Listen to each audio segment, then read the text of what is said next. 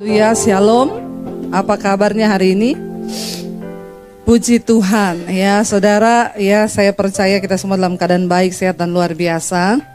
Saya pun hari ini bisa berdiri di sini tuh anugerah saudara, karena 3 hari saya kena diare.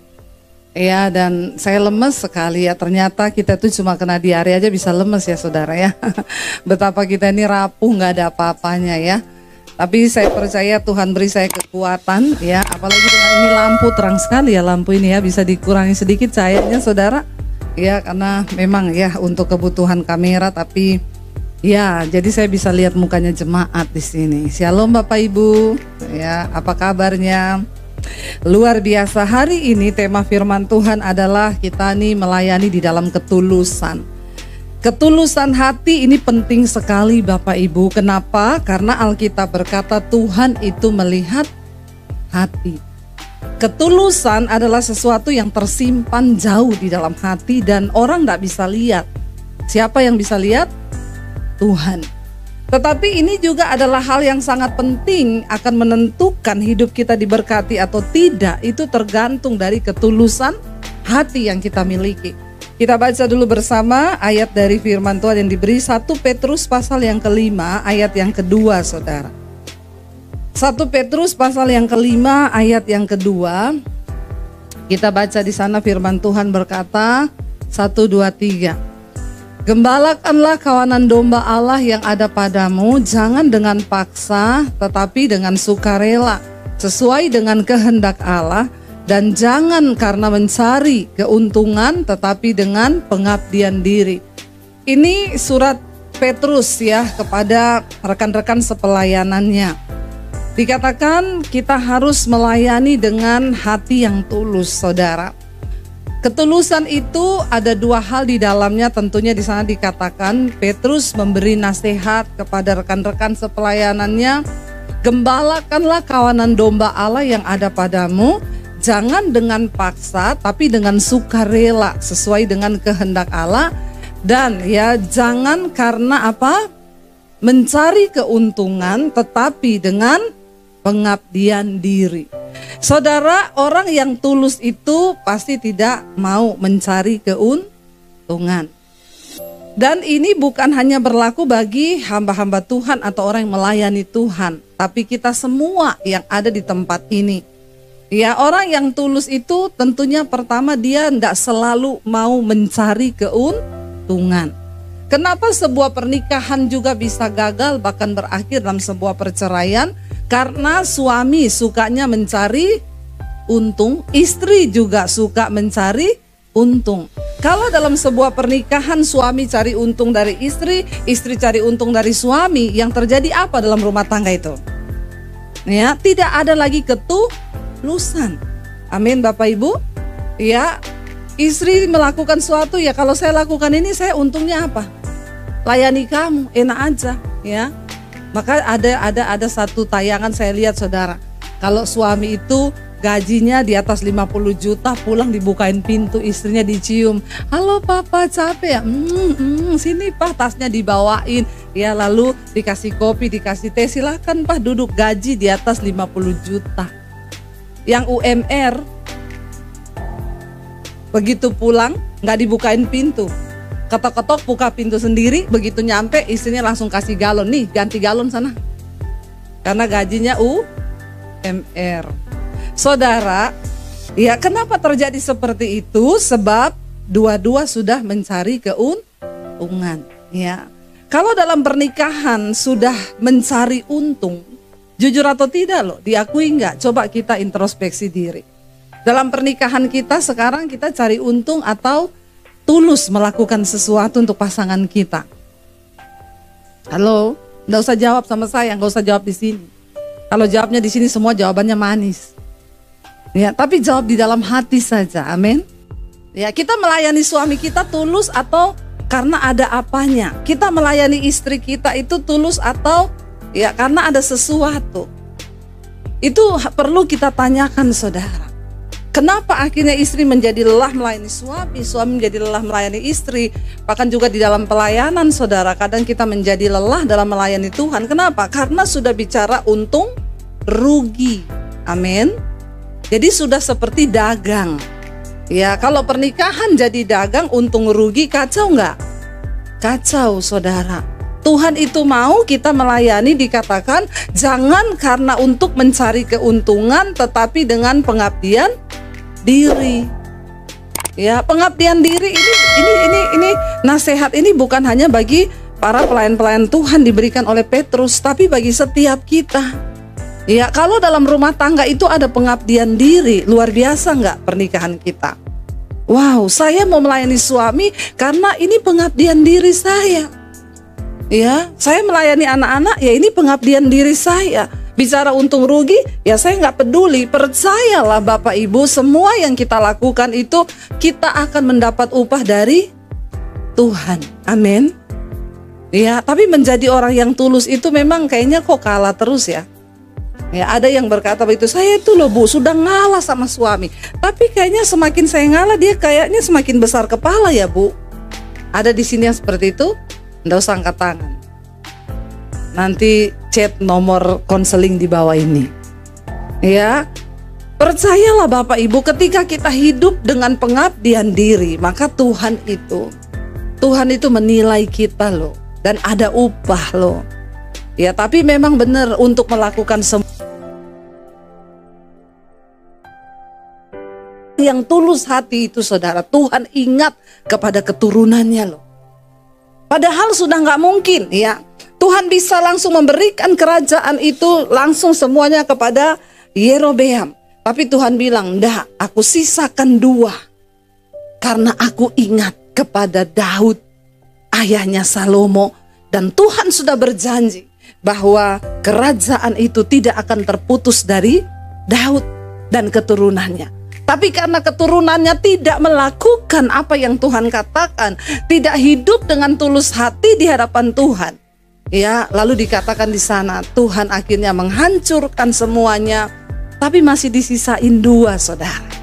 Ya, bagi keturunannya Daud. Dan Tuhan berkata, hanya karena aku ingat Daud ayahmu yang tulus hati. Saudara, kalau kita hidup dengan tulus hati di hadapan Tuhan, saya percaya Tuhan akan ingat keturunan kita. Katakan amin. Makanya apa yang harus kita wariskan kepada anak-anak kita bukan kekayaan, bukan. Warisan iman, warisan ketulusan. Pada akhirnya Salomo jatuh, kenapa? Karena dia ingin menambah kekuasaan kerajaannya dengan kekuatannya sendiri. Dia mengawini putri-putri raja kafir yang tidak lagi percaya kepada Tuhan. Bahkan bukan hanya itu yang membuat Tuhan marah kepada Salomo. Dia membangun kuil-kuil untuk istri-istrinya ini kepada penyembahan berhala. Sehingga Tuhan bilang dia tidak lagi hidup dengan tulus hati di hadapan Tuhan. Demi kekuasaan, demi hal yang dia mau, saudara, dia menghalalkan segala cara. Dan akhirnya Tuhan mendapati dia gak tulus hati.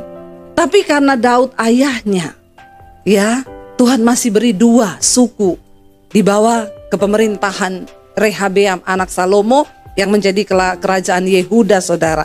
Kita lihat, saudara, apa yang Daud pesan kepada anaknya. Buka bersama 1 Tawarik 28 ayat yang ke-9, saudara ya.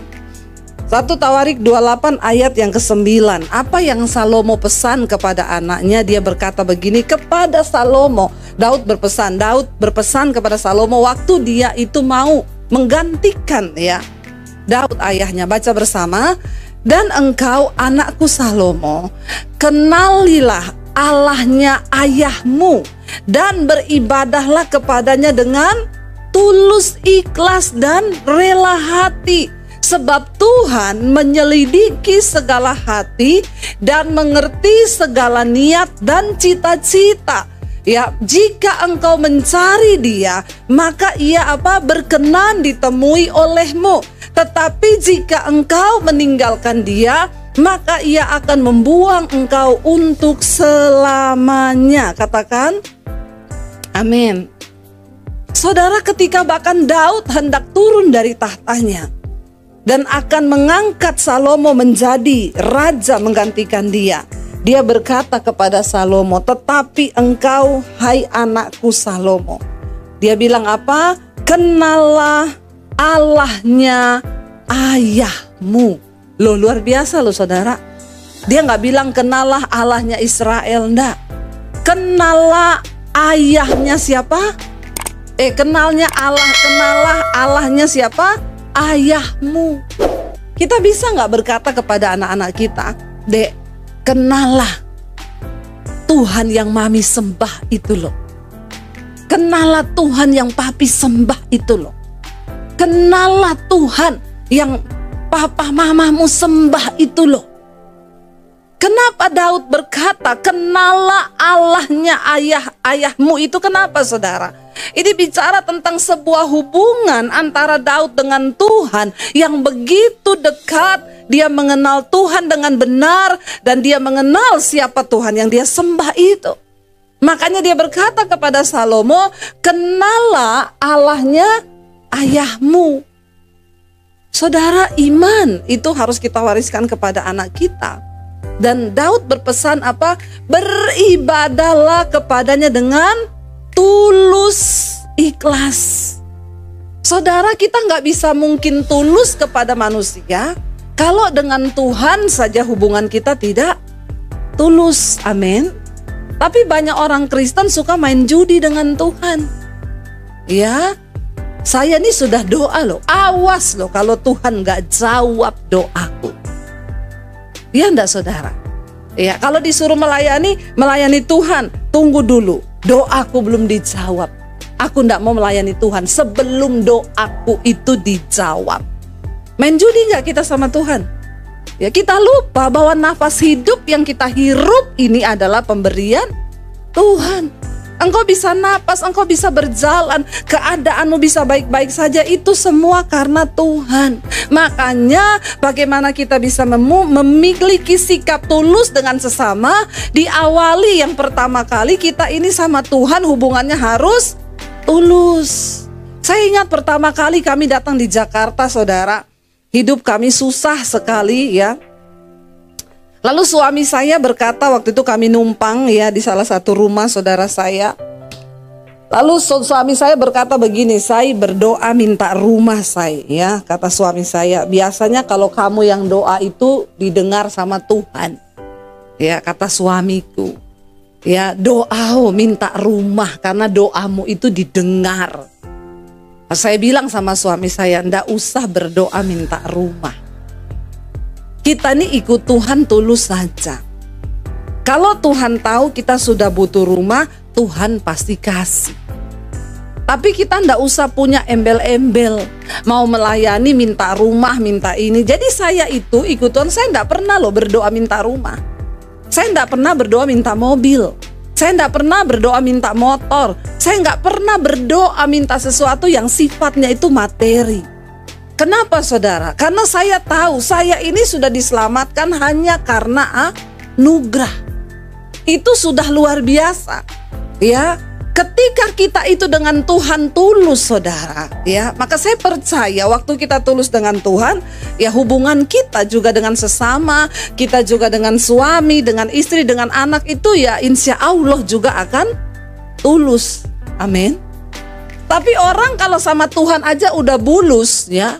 Tulus itu lawan katanya bulus. Sekarang kan banyak orang bulus ya. Banyak saudara ya, di depan baik, di belakang ya bulus itu namanya. Tulus itu lawannya bulus. Ada maunya, pengen cari kepentingan diri sendiri. Lah sama Tuhan kok main-main loh saudara. Ngapain kita nih bulus-bulus? Tuhan itu melihat hati. Daud bilang kamu harus beribadah kepada Tuhan dengan tulus, ikhlas dan rela hati. Orang tulus itu selalu rela hati. Waktu kamu tulus dengan Tuhan, rela hati, dikatakan kenapa saudara kita perlu memiliki ketulusan dan kerelaan hati?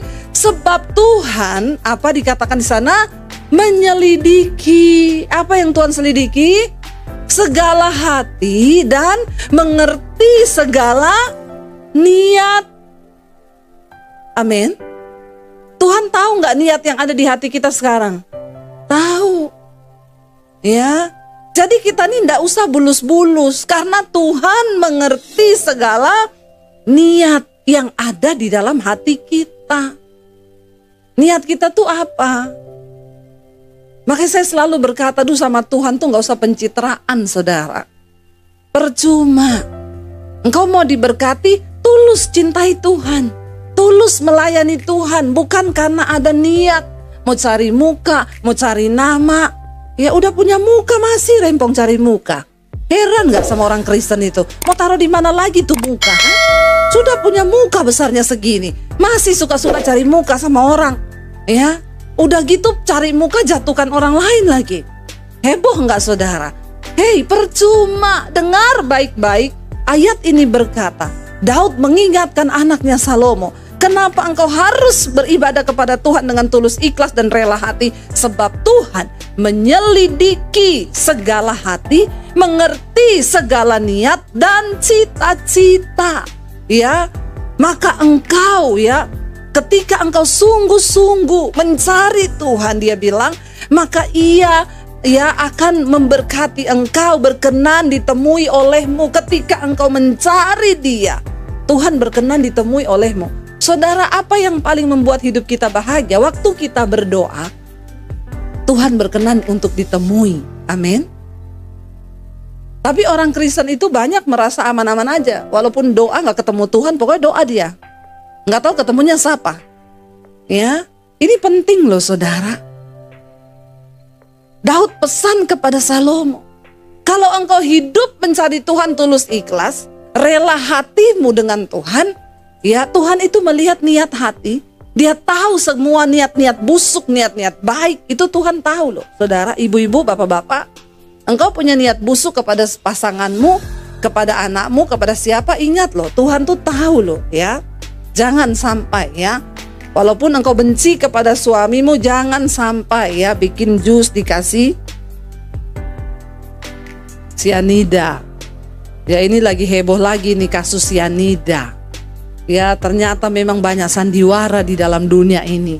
Tapi kan percaya toh, waktu hari penghakiman semua akan dibuka. Ya, kasihan loh kalau memang dia nggak bersalah tapi sampai di penjara begitu tuh kan kasihan. Tapi jangan main-main dengan Tuhan loh. Pengadilan Tuhan itu ada. Ada CCTV-nya Tuhan ada. Ya, waktu ditanya, kamu membunuh atau tidak? Tidak. Tuhan bilang, malaikat putar CCTV nomor 5. Toh? Ya, kamu selingkuh? Enggak, putar nomor 3. Makanya sekarang mumpung masih ada waktu bertobat. Jangan main-main dengan Tuhan. Bahkan yang ada di dalam hati nurani kita pada hari penghakiman Kristus akan dibuka, saudara, dibuka semua. Nggak usah banyak rekayasa. Ya, Indonesia ini lagi heboh, wah tahun politik ya. Wah banyak hal-hal yang terjadi di luar dugaan, di luar logika. Banyak yang tanya bagaimana ini ibu. Saya hanya berdoa keputusan Tuhan yang terjadi. Biar orang yang takut Tuhan, yang sungguh-sungguh memikirkan kepentingan bangsa yang akan dipilih oleh Tuhan atas bangsa ini. Kita berdoa loh saudara, berdoa loh ya. Karena banyak orang punya kepentingan diri. Amin. Kalau sudah bicara kepentingan diri itu sudah repot.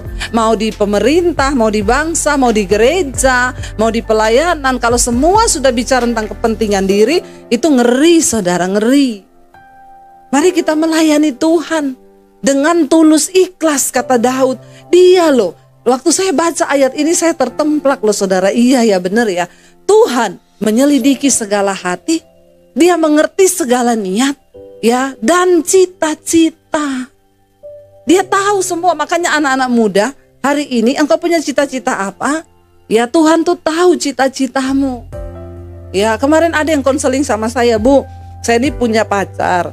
Terus tiba-tiba pacar saya ini berubah. Terus ya kami ini orang tua sudah tahu kami pacaran. Terus saya ini kalau konseling begitu ya. Terus kami akhirnya marahan, gak cocok, kami pisah. Terus ini orang tua saya suruh saya balikan sama dia. Terus tapi sekarang pacar saya berubah, Bu. Dia gak mau lagi sama saya. Terus lah iya, Bu. Makanya sekarang saya mau tanya bagaimana ini, Bu. Sudah berhenti di situ. Ya gampang toh yo. Kamu harus percaya bahwa jodohmu itu ada di tangan Tuhan. Tapi sekarang dia nggak peduli sama saya, nggak pernah telepon, nggak pernah apa, ya biarin aja. Makanya anak muda saya mau bilang, kalau pacaran jangan terlanjur dulu. Banyak orang itu nikah karena sudah terlanjur, akhirnya salah menikah. Masuk dalam pernikahan bukan yang bulan madu tapi bulan racun. Ya saya bilang, ya kamu cari Tuhan sekarang. Tapi dia sudah cuek, ya sudah kamu juga cuek, cari Tuhan aja. Apa kamu harus mengemis-ngemis sama dia? Ya kamu harus percaya, disinilah kedaulatan Tuhan.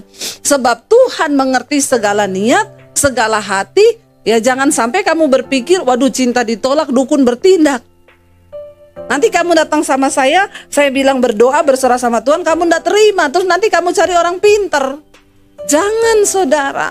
Karena Tuhan menyelidiki semua cita-cita, semua niat hati, ya, dan ayo kita tulus mencari Tuhan. Saya bilang bersyukur, berdoa sekarang. Tuhan, kalau memang dia jodohku, Tuhan pertemukan. Tapi kalau bukan jodohku, ambil juga dia dari hatiku.